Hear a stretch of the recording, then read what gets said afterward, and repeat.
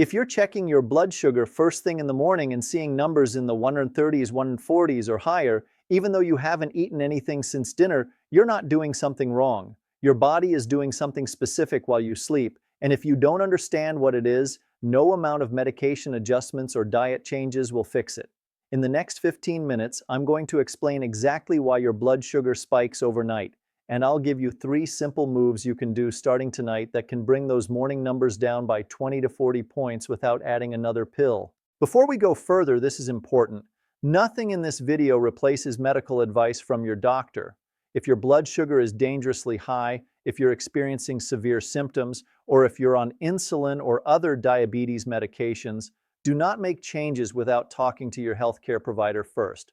What I'm sharing here is educational information meant to help you understand your body better and work more effectively with your medical team. Now let's talk about what's really happening while you sleep. Most people think that if they don't eat after dinner, their blood sugar should be lower in the morning than it was when they went to bed. That makes logical sense. No food equals no sugar coming in, so your numbers should drop, right? But for many seniors, especially those with prediabetes or type 2 diabetes, the opposite happens. They go to bed with blood sugar at 110 or 120, and they wake up at 150 or 160, and they can't figure out why. This is called the dawn phenomenon, and it happens because of your liver. Your liver stores glucose, which is sugar, and it releases it into your bloodstream when your body needs energy. During the night, especially in the early morning hours between roughly 2 a.m. and 8 a.m., your body releases hormones like cortisol and growth hormone. These hormones tell your liver to dump stored glucose into your blood to give you energy to wake up and start your day. In a healthy person with normal insulin function, this glucose release is matched by insulin, which moves the sugar out of the bloodstream and into cells where it's used for fuel. Everything stays balanced. But if you have insulin resistance, which most seniors with high blood sugar do, your insulin isn't working efficiently, so your liver releases the glucose, but your cells don't absorb it properly. It just sits in your bloodstream and your morning blood sugar reading goes up. This has nothing to do with what you ate the night before. It's your body's internal clock and hormone rhythm causing the spike. Now here's the part that frustrates people. Your doctor might respond to high morning blood sugar by increasing your medication or adding a new one. And yes, medication can help. But if you don't address the root causes, the hormonal surge that's triggering your liver to release glucose in the first place, you're only treating the symptom, not the problem. You can end up on higher and higher doses of medication, dealing with more side effects, and still waking up with blood sugar that's too high. So let me explain the 3 moves that can change this pattern. These aren't complicated. They don't require special equipment or expensive supplements, but they work with your body's natural rhythms to reduce that early morning glucose dump. And before I tell you what they are, I need to explain why the advice most people follow actually makes the problem worse. The biggest mistake seniors make with high morning blood sugar is eating a large, carbohydrate-heavy dinner late in the evening. I'm talking about pasta, bread, rice, potatoes, dessert, eaten at 7 or 8 o'clock at night. Here's why that's a problem. When you eat a big meal full of carbs late at night, your blood sugar spikes. Your body releases insulin to deal with it. But if you have insulin resistance, that process is slow and inefficient. By the time you go to bed, your blood sugar might still be elevated. Then, while you sleep, your liver is still working to clear that sugar, and your pancreas is still trying to produce insulin. Your system is under stress all night long, and then, in the early morning, the dawn phenomenon kicks in, your liver dumps more glucose, and you wake up with blood sugar that's even higher than it was before bed. It's like throwing gasoline on a fire that's already burning. Your body never gets a chance to reset, your insulin never gets a break, and over time, this pattern makes your insulin resistance worse, which makes your morning blood sugar higher, which leads to more medication, more complications, and more frustration. So the first move, and this is the foundation for everything else, is to shift your eating window earlier and make your evening meal smaller and lower in carbohydrates. I'm not telling you to skip dinner, I'm telling you to eat dinner earlier, ideally by 6 o'clock, and to focus that meal on protein and vegetables rather than bread, pasta, rice, or desserts. Think of it like this: a grilled chicken breast or a piece of fish with a big serving of broccoli or a salad, some healthy fat like olive oil or avocado, maybe a small portion of beans or a half cup of brown rice if you need some carbs, but not a huge plate of spaghetti, not 3 slices of bread, not a baked potato with butter and sour cream. The reason this works is that it gives your body time to process the food and bring your blood sugar back to baseline before you go to sleep. By the time the dawn phenomenon kicks in at 2 or 3 in the morning, your system isn't already overloaded. Your liver isn't already stressed. So even though it still releases some glucose in the morning, the amount is smaller and your body can handle it better. Research shows that people who eat their largest meal earlier in the day and keep their evening meal light have significantly better morning blood sugar readings than people who do the opposite. Now, I know what some of you are thinking.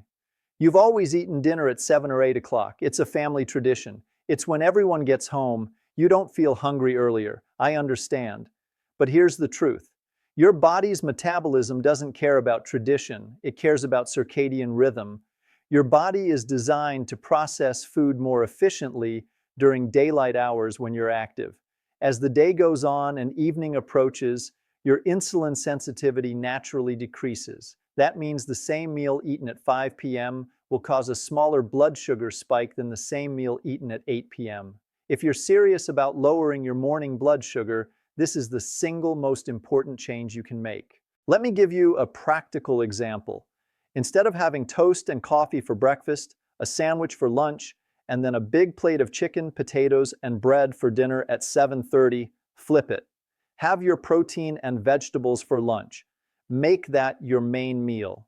Then have something light and simple for dinner at 5:30 or 6.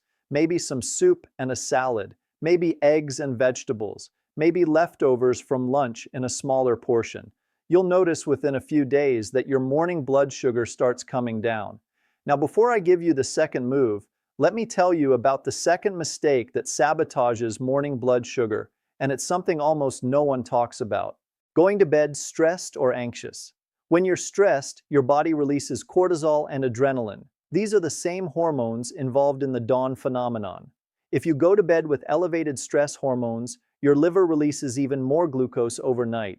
I see this all the time with seniors who watch the news right before bed, or who lie awake worrying about health problems, finances, family issues. They're unknowingly triggering a stress response that makes their blood sugar spike while they sleep.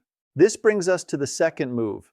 Create a calming bedtime routine that lowers your stress hormones before you go to sleep. This doesn't mean you need to meditate for an hour or do yoga.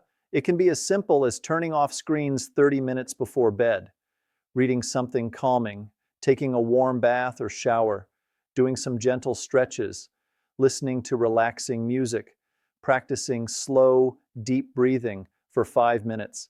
Anything that signals to your body that it's time to wind down and that you're safe. One technique that works incredibly well is called 4-7-8 breathing.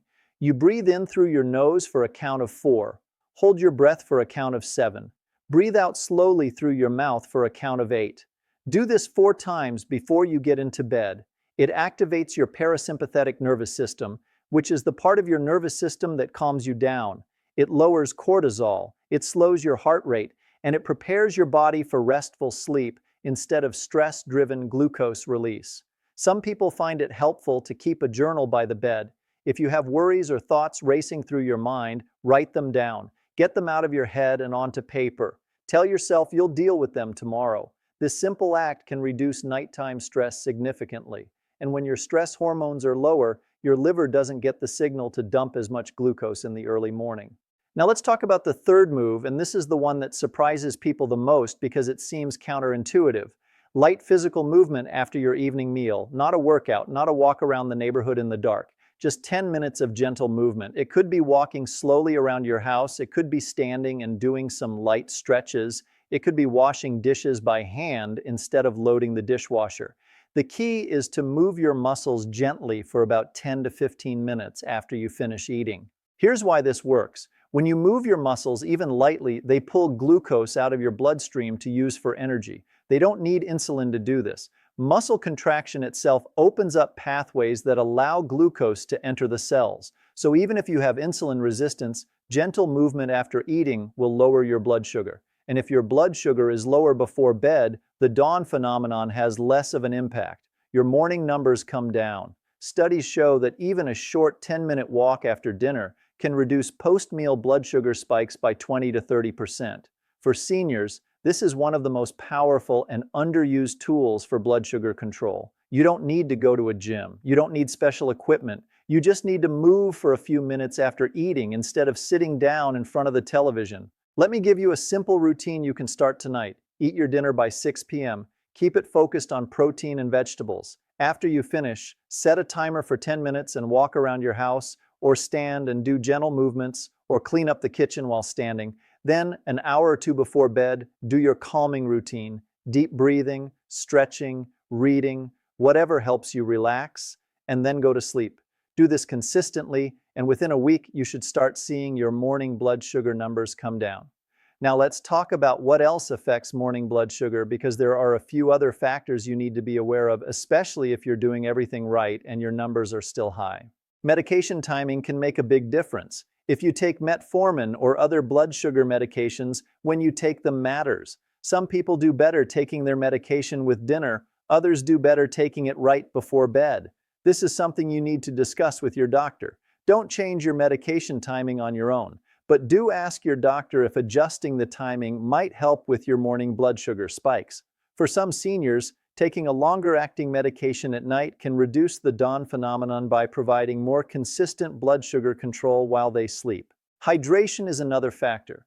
If you go to bed even slightly dehydrated, your blood becomes more concentrated, and your blood sugar reading will be higher in the morning. Make sure you're drinking enough water throughout the day. A good rule is to aim for 6 to 8 glasses of water spread out from morning until early evening.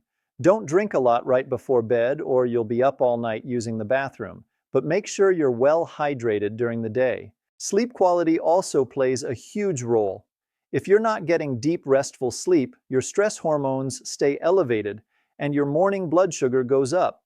If you have sleep apnea, which is common in seniors, especially those who are overweight, your oxygen levels drop during the night.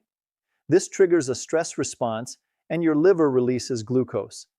If you snore loudly, wake up gasping, or feel tired even after a full night's sleep, talk to your doctor about a sleep study. Treating sleep apnea can dramatically improve morning blood sugar. And then there's the issue of nighttime snacking. I know a lot of seniors were told years ago to have a bedtime snack to prevent low blood sugar overnight. And if you're on insulin or certain other medications, that might still be necessary. But for many seniors with type 2 diabetes or prediabetes who are not on insulin, a bedtime snack, especially one that's high in carbs, just adds more sugar to your system right before the dawn phenomenon kicks in. It makes morning blood sugar worse, not better. If you're eating a snack before bed out of habit rather than medical necessity, try stopping it for a week and see what happens to your morning numbers. You might be surprised. Let me also address one more common scenario. Some seniors wake up in the middle of the night, 2 or 3 a.m., feeling shaky, sweaty, or anxious. They check their blood sugar and it's low, maybe in the 60s or 70s, so they eat something, often something sweet, to bring it back up. Then they go back to sleep. But in the morning, their blood sugar is sky high. What's happening here is called rebound hyperglycemia. Your blood sugar drops overnight, your body releases stress hormones to raise it, you eat something which raises it even more, and then the dawn phenomenon adds another surge on top of that. By morning, your blood sugar has overshot. If this is happening to you, you need to talk to your doctor right away. It could mean your medication dose is too high, especially if you're on insulin or sulfonylureas. It could mean you need to adjust your evening meal or medication timing. This is not something to manage on your own because nighttime low blood sugar can be dangerous. But once your doctor adjusts your treatment plan, the 3 moves I've given you, earlier lighter dinner, calming bedtime routine, and post-meal movement will help keep your blood sugar more stable overnight so you don't get those dangerous drops. Now let me give you the full action plan broken down into what to do today, what to do daily, and what to watch for. Starting today, plan to eat your dinner earlier and lighter. If you normally eat at 7:30 or 8, move it to 6 or 6:30. If that feels too early, try 6:45. Just move it earlier than you're used to. And focus that meal on protein, healthy fats, and non-starchy vegetables. Save the bread, pasta, rice, and dessert for earlier in the day if you're going to have them at all. Also today, set up a simple bedtime routine. Decide what time you want to be in bed and then work backward. 30 minutes before bed, turn off screens and do something calming. Practice deep breathing. Stretch gently. Read. Whatever helps you relax. Make this a non-negotiable part of your evening. And today, after your evening meal, move for 10 minutes. Walk around your house, do some light cleaning while standing, stretch. Just keep moving gently. Don't sit down immediately after eating. Now let's talk about daily habits. Every single day, check your morning blood sugar at the same time, right when you wake up before you eat or drink anything. Keep a log. Write down the number, the date, and any notes about the night before. Did you eat late? Did you have a stressful evening? Did you sleep poorly? Over time, you'll see patterns. You'll notice what helps and what makes it worse. Every day, focus on eating your largest meal at lunch or early afternoon. Make breakfast and dinner smaller and lower in carbs. This aligns with your body's natural insulin sensitivity, which is highest in the morning and lowest in the evening. Every day, stay hydrated. Drink water consistently from morning until early evening. Don't wait until you're thirsty. By the time you feel thirsty, you're already dehydrated. Every day, manage your stress. This isn't optional if you want stable blood sugar. Find something that calms you. Deep breathing, prayer, meditation, time in nature, listening to music, talking to a friend. Do it every single day, especially in the evening. And every day, move after meals. It doesn't have to be long or intense. Just 10 to 15 minutes of gentle movement after lunch and dinner. This will lower your post-meal blood sugar and reduce the dawn phenomenon effect. Now let's talk about what to watch for and when to seek help. If your morning blood sugar is consistently above 130, even after trying these strategies for a week or two, you need to talk to your doctor. Your medication may need to be adjusted. If you're waking up in the middle of the night with symptoms of low blood sugar, shakiness, sweating, rapid heartbeat, confusion, call your doctor that same day. This is a sign that your medication dose may be too high. If your morning blood sugar suddenly spikes much higher than usual, or if you start having symptoms like extreme thirst, frequent urination, blurred vision, or unexplained weight loss, these could be signs that your diabetes is getting worse or that you have an infection or other illness affecting your blood sugar. Don't wait. Call your doctor, and if you're doing everything right, eating well, moving, managing stress, sleeping well, but your morning blood sugar is still climbing over weeks or months, that's also a red flag. It could mean your diabetes is progressing and you need a change in treatment. Don't ignore it. Don't just accept it as inevitable. Work with your doctor to find out what's going on and adjust your plan. Let me also say this. Blood sugar management is not about perfection. You're not going to have perfect numbers every single day. There will be days when you eat later, or you're more stressed, or you don't sleep well, and your morning number is higher. That's okay. What matters is the overall trend. Are your numbers generally moving in the right direction? Are you feeling better? Do you have more energy? Are you avoiding the dangerous highs and lows? That's success. Let me recap the 5 most important things you need to remember from this video.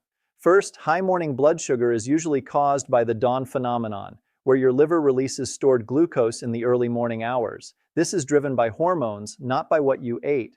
Second, eating a large carb-heavy meal late at night makes the problem much worse because your body is already overloaded when the dawn phenomenon kicks in.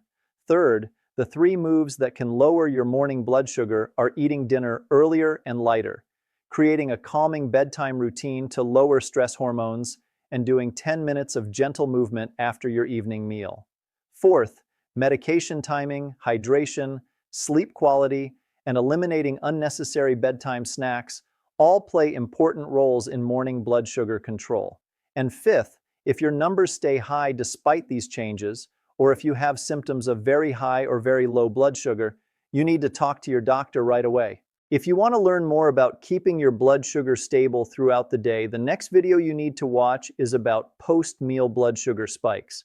I'll explain why your blood sugar jumps after eating, which foods cause the biggest spikes, and the exact timing and type of movement that brings it down fastest.